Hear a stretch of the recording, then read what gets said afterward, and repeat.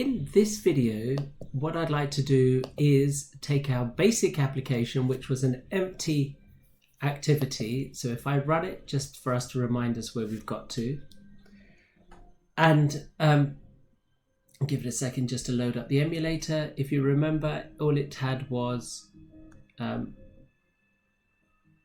we go, hello world with a bar at the top. Now, what I'd like to do is introduce a very simple way of adding a button and changing the text in here. In order to do that, that will teach you one of the basic techniques of working with Android Studio, how you use string resources, which are over here, and how you bind these two files together. So you add something to your activity main, which is your XML interface, which looks like this if you press on the text view, that if you press on the design view, and then we need to wire in some code to handle a click, which we'll put in the main activity. Now, this video is all about just changing a bit of text or something on the actual form. In subsequent videos, we will show you how to switch activities as well. So let's begin. The very first thing I want to do is if I go to my activity main and I have my hello world, and you'll notice it has these lines coming off it. What it allows you to do is actually position your text wherever you want and make sure it doesn't slip around. These, we'll have a go in a second. I've clicked on this, and prior to running the video, I added the ID attribute text view 1. Now, that will become clear why I need that a bit later, but if I don't have that, I can't get access to that particular text view. I need an ID for it. And when you run the empty project, it often starts with that one. So put text view 1 in the ID when you click on that. Now, the other thing to notice is that if you scroll down the attributes, you'll notice the text itself is typed straight into here. This is not a recommended approach. In fact, if I dangle my mouse over, it'll say, but you might not be able to read this, hard-coded string should use a string resource. So this is one of the purposes of this particular instruction. So we're going to go over to the strings XML file and double click it. When we double click it, hopefully the font is big enough for you to read. We have a string. This is the application name. And what we're going to do is we're going to add two strings. One string, I'll do it as I explain it. It's going to be a string. The name of this string is, let's call it pre-click. So this is before you click your button. And the text is going to say, please, he says, if he can type, please click the button. Okay, then let's add another string. And this string is the string that's going to change. So this is, we're going to call this clicked button. Okay, we're going to name the string that, close that tag, and then in here say you clicked the button with an exclamation mark. Okay, so what I'm going to try to do now, I have a pre-click and a click button. I'm not going to hard code strings into my interface. So I've created that. The text, these elements of text will be given in a snippets file if you can't follow it, which I will attach to Moodle so you can copy and paste that in to test this out and try it out yourselves.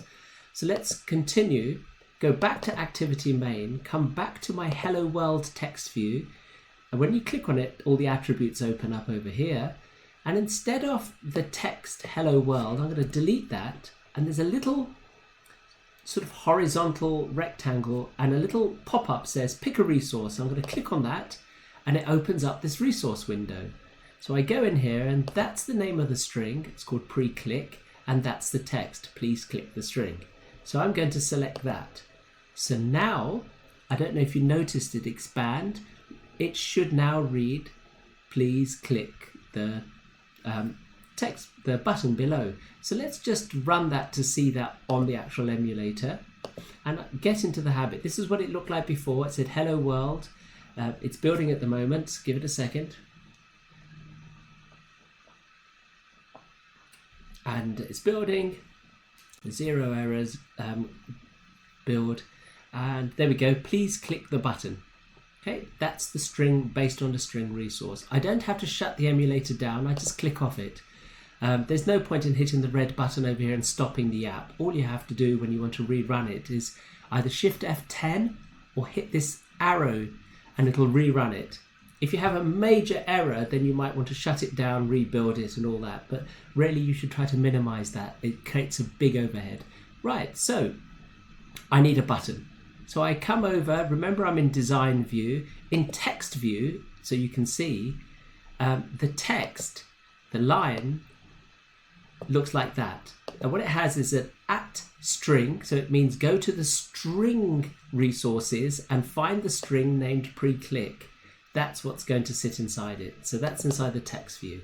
Just so you know what the XML is behind it. Let's click back to design. Let's grab a button and drag a button on.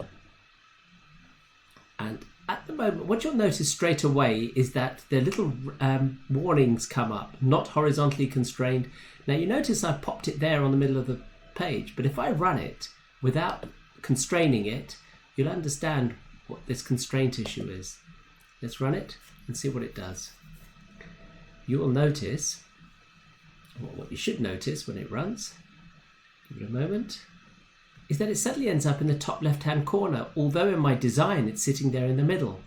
Now this is a really powerful feature of Android Studio interface design. You can position stuff and it will be there, but why is it not there in this version? Because I haven't actually limited or fixed this, constrained it. Now you notice there are 4 big circles around the side. If you hold down on one and drag upwards, it'll drag the whole button up, but if you put it back, what it does is it creates a constraint. Let's do that again. Right, there we go. And you'll notice there's a number which appears on the constraint widget over here. You can do it 2 ways. You can click that by clicking that plus button and then giving it a distance, but it's easier to drag it across and position it. There we go. So we've got 2 constraints. So in theory, that should keep it roughly in that position. To test it's actually constrained and it's not going to move around. Click run, have a quick look and make sure the button appears where you expect it. Now this is going to take a big part of your development. So, oops, it's right down here. That's because the distance across the bottom is 160 and the distance on the top is 340. Actually, what I want to do is put it right there in the middle of the screen.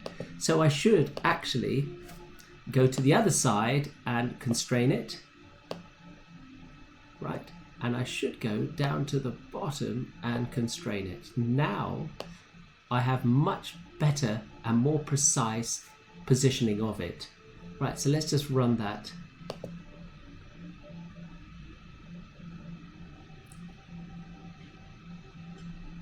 And see what that looks like. Is that appearing in the middle of the screen?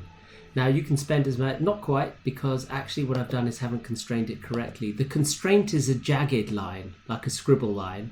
These are just measurement lines. They don't actually constrain it. So what you really need to do is, if you look down here, start, end, top is 332, bottom needs to be increased, vertical bias. So you need to do a little bit more work. Wait a second, let's just get that constraint into operation and get it working. There we go, that's the right one. Now you notice it's and the one at the top wasn't quite constraining it. Let's get that in, and now you notice it's got all around it 4 of these kind of squiggly lines. Now it will be where you expect it to be.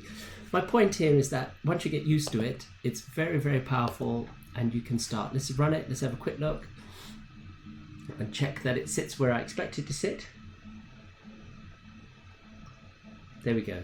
Okay, so now this shows you how you can really carefully constrain and locate and position things on your screen. One consequence of this is that if you are building for a different size screen, you need to know how to resize your screen so everything fits neatly.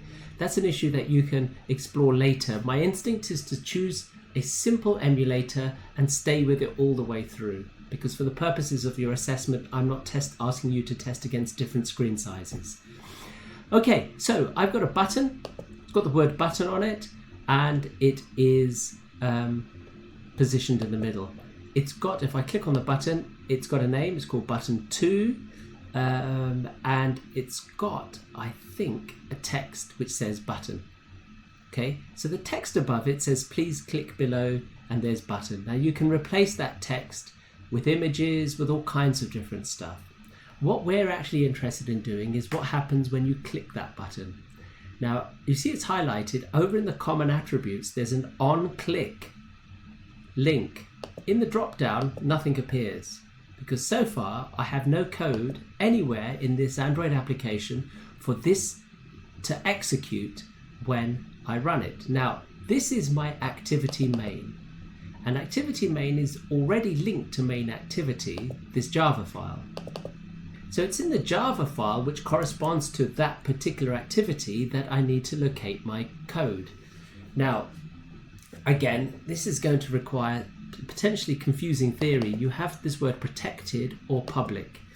For a button, I've been asked to use the word public. Now, when you say I've been asked, what you will find is if you linger your mouse over, you will find it often will advise you of what that should be. But for the time being, just take my word for it. It's a public void.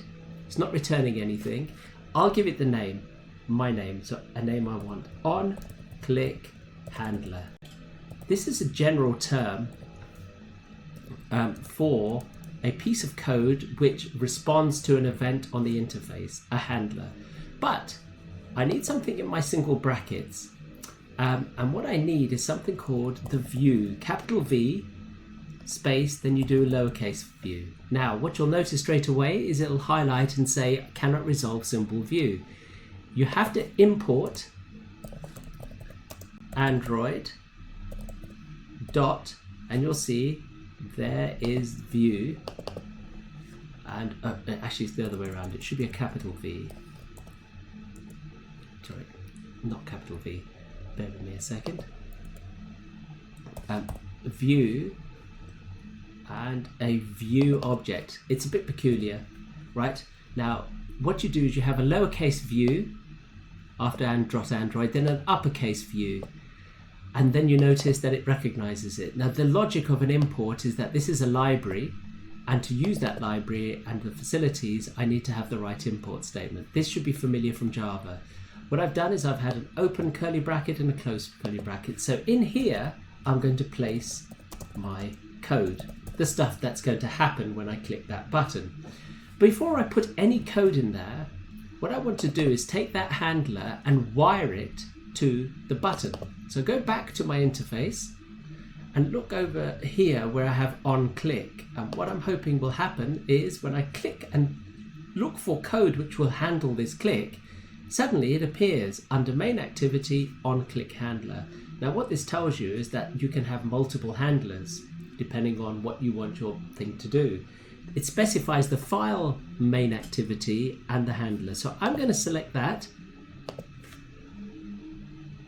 and then I'm going to execute it just to make sure there are no errors, and click my button. It shouldn't do anything, right? There's the button. Shouldn't do anything. Certainly shouldn't have crashed. Give me a second. Oh, hasn't run yet. Hasn't installed. There we go. It's there. Right. At the moment, the code doesn't do anything. What I want to do is when I click that button, it's going to change that text. So that's a simple way of wiring your interface to a piece of Java code. Notice I wrote that, I gave it the name onClick handler. The word public and protected you might get confused about. Sometimes it asks for public, sometimes for protected.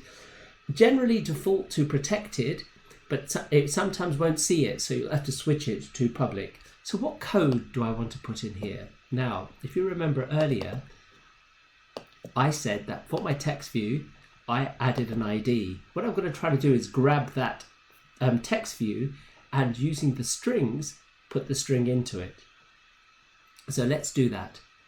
Now, the very first thing I want to do is I will switch to my snippet and show you what the code looks like on a snippet. So there it is in front of me. Let's maximize it so you can see.